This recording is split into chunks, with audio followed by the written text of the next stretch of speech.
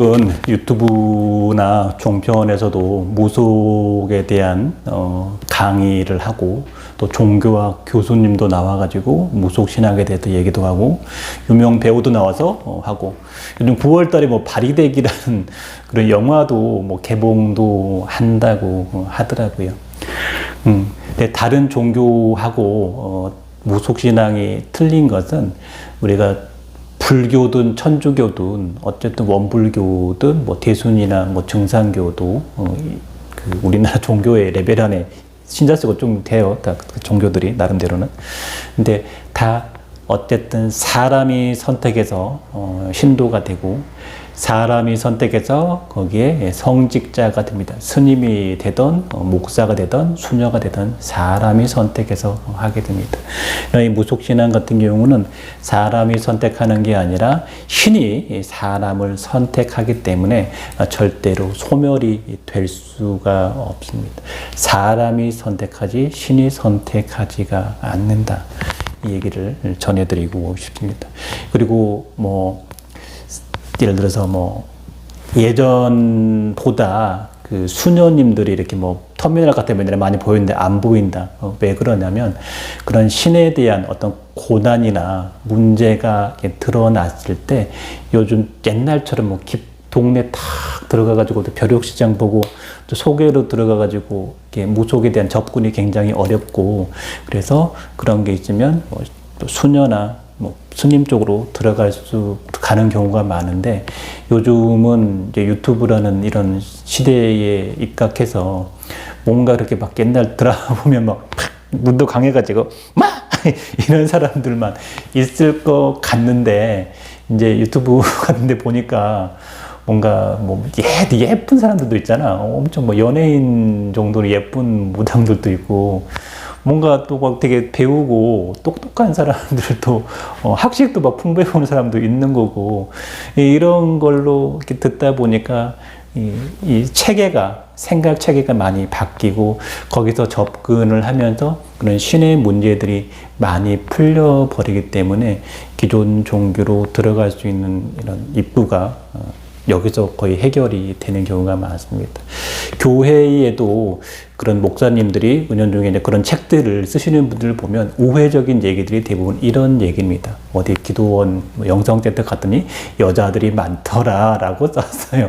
근데 그 목사님 하시고 싶은 얘기는 이런 얘기인데 그냥 우회적으로 그렇더라라고 썼던 얘기들이 사실상 많습니다. 물론 스님들도 대부분 안 그런 분도 계시지만 대부분 무가나 이런 돛줄이나 이런 게 있어서 스님으로 가는 경우도 의외로 많고 그러면서 스님 생활하신 분도 의외로 많습니다만 어떤 스님이 유튜브에 공개적으로 나와가지고 사실은 이런 이유 때문에 내가 출가했다 라고 얘기를 하겠어요? 못하겠어요? 당연히 못하지. 당연히 못합니다. 어떤 종교학과 교수님이 그런 얘기를 공개석상에서 나와서 했다가는 무슨 망발이라고 쉽게 얘기하면 욕을 처먹을 것이 두렵기 때문에 감히 그런 얘기를 할 수가 없는 겁니다. 너는 그런 얘기를 왜 하냐? 나도 이게 나 혼자만의 생각이고 현실에서 나타나지 않으면 이런 얘기는 하지 않지만 이 얘기에 공감하고 또 사실을 또 인지하고 실제로 그런 스님들을 많이 꾸준하게 보고 있기 때문에 이렇다라고 얘기를 하고 그분들도 그렇다라고 얘기를 하는 겁니다. 그래서 이 무속신앙이라는 게 지금 이런 상태로 가고 있고 앞으로 점점 더 많아질 것 같습니다. 또 반부당과인 힐러, 뭐 치유사, 아로마 테스트 이런 사람 있잖아. 자기들은 절대 아니라고 그러지만 대부분 보면 약사나 약줄이 있어가지고 뒤에 할머니가 있고 이런 사람들이 대부분 또 그런 일들을 하고 있는 경우가 많습니다. 제자가 영신제자냐, 조상제자냐, 천신제자냐 차이가 있을지언정 결국은 신의 그늘 안에서 다 있습니다. 그리고 그런 영성이나 명상센터나 이런 돛 닦는 이런 업들이 세상에 너무 많이 가까이에 나와 있기 때문에 우리가 돌을 닦을 때 어디 빌딩 가서 어디 시청역에 가서 강남역에 가서 돌을 닦기 때문에 옛날처럼 돌을 베기 위해서 산속으로 가는 일이 많이 없습니다. 그러다 보니까 산속에 가서 돌을 닦을 일들이 많이 없습니다. 그리고 또 하나의 지금 그 산에서 보면 그 산사 중에 그 막 납골당 지어놓고 영가 이런 것들을 굉장히 많이 하는 절들이 나중에는 폐사찰로 되는 일들이 상당히 많습니다. 그 폐사찰들 가보면 특히 그런 영적인, 귀신적인 기운들이 많이 감겨 있는 절들이 많거든요. 그러다 보면 신도가 끊기고 스님도 그게 감당이 안 되고 그러다가 폐사찰이 됩니다.